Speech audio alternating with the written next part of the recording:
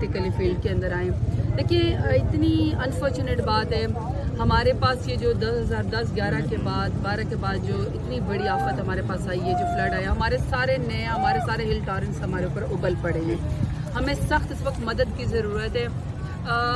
अगर मैं अपने हल्के को खुदा न ख्वास्ता छोड़ दूँ और मैं कहीं साइड पे शिफ्ट हो जाऊँ कि मैं बाद में देखूँगी, तो अगर दानिश मैं अपने हल्के में नहीं आऊँगी ना, तो मेरा एसी भी नहीं आएगा, डीसी भी नहीं आएगा, कमिश्नर के ऊपर भी प्रेशर नहीं पड़ेगा, कनगौर पटवारी भी नहीं आएगा। वो कहेंगे कि जब मैंने कोई एमपीए को फिक्र नहीं अपने हल्के की, तो हमें क्या ज़रूरत है। वो तो बहाना तो हर एक के पास मौजूद है ना कि मुझे बारिश में बुखार हो गया या मैं बीमार हूँ। लेकिन ये वो टाइम है अपने हल्के के लोगों के पास खड़े होने का।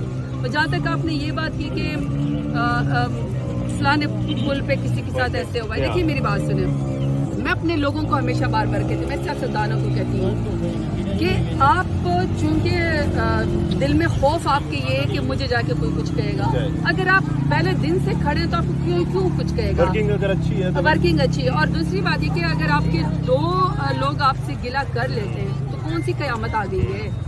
यानी क्या हमें इतनी बर्दाश्त नहीं है। हमारे घर के आगे अगर 2 दिन पानी खड़ा हो, कीचड़ हो, तो हमारा गुस्सा और वो उबल पड़ता है। जिनके पास पिछले 15-20 दिन से मुसलसल पानी खड़ा हुआ है और मुसलसल बारिश हो रही है, इनकी छतें गिर रही हैं, इनके इसको नुकसान हो